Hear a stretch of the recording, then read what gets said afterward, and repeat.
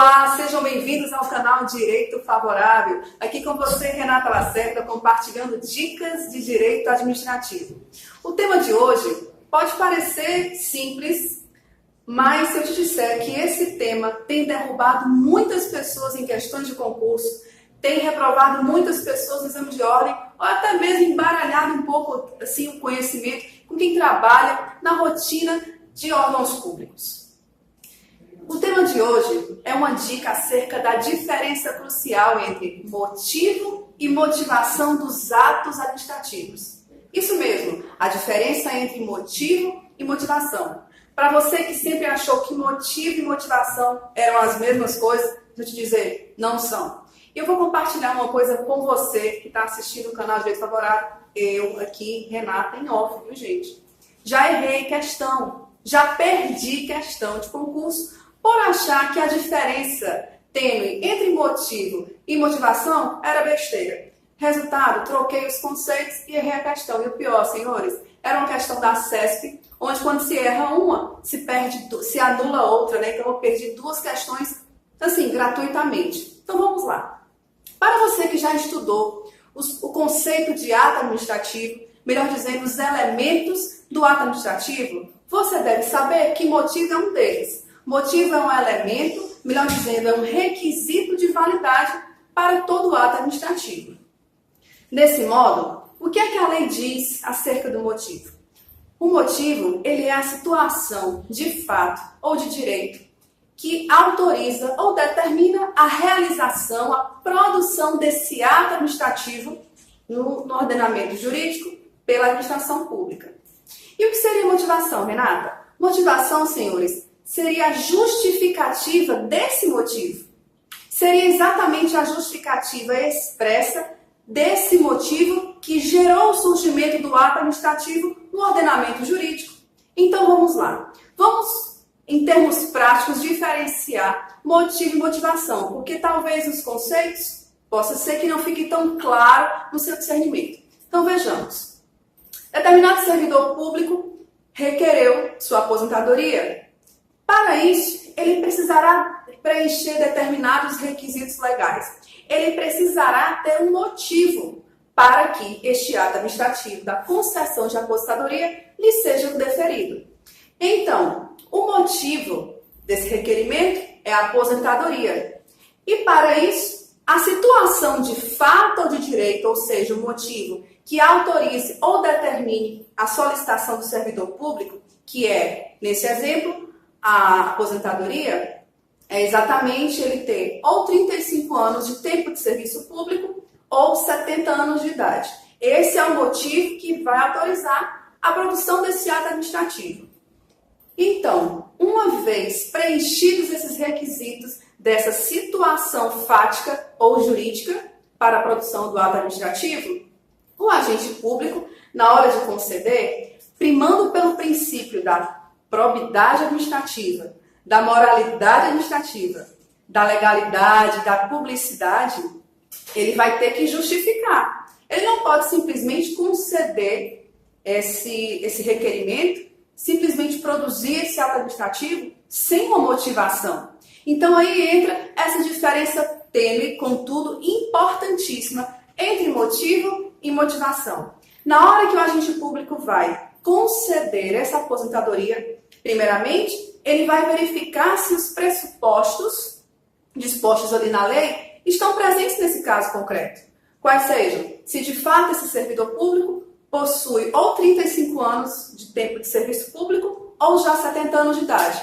Uma vez preenchidos esses pressupostos fáticos e jurídicos, ele vai justificar. Então isso é o que é, senhores, a motivação. É a justificativa do motivo do ato administrativo. Na verdade, em termos clássicos doutrinários, disse que motivo é a manifestação de uma situação jurídica ou fática que autoriza ou determine um ato administrativo. E a motivação seria exatamente a situação de fato ou de direito que justifica esse motivo de um ato administrativo. Então, no caso, voltando ao exemplo de hoje, o agente público, ao conceder a aposentadoria, ele vai justificar, ou seja, ele vai motivar.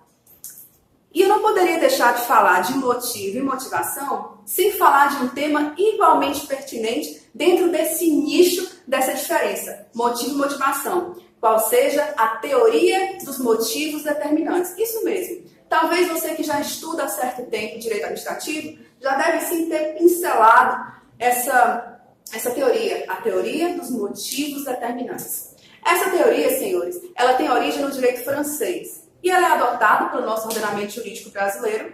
E o que é que ela diz?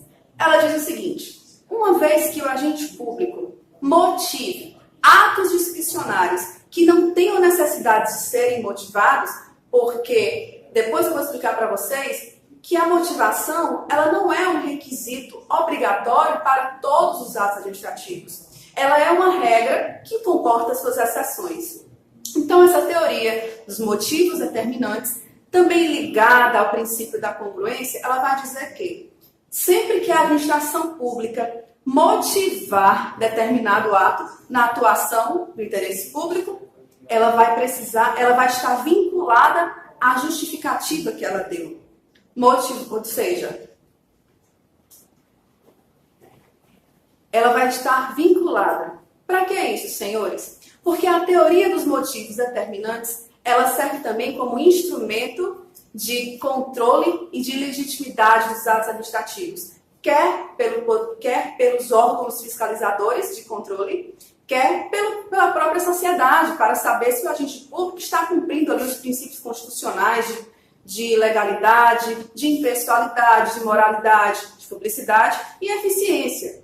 Então, uma vez que o agente público motivou, expressou e publicou a motivação de um ato administrativo, ele fica vinculado a esse ato. Mas tem um detalhe. Lembra que eu falei para vocês que teoria dos motivos determinantes tem relação com o princípio da congruência? E o que isso quer dizer? Porque o princípio da congruência ele vai preconizar que a motivação de um ato administrativo, para que ele tenha eficácia, para que ele produza os seus devidos efeitos no mundo jurídico, ele vai precisar ter congruência, ou seja, compatibilidade entre o motivo, que é a situação de fato ou de direito que autoriza ou determina um ato administrativo, e o seu resultado. Por exemplo, senhores, lembram naquele exemplo da solicitação de aposentadoria? Então vejamos, o motivo é a situação de fato de direito em que o servidor público preenche os requisitos, ou possui 35 anos de serviço, ou possui 70 anos de idade.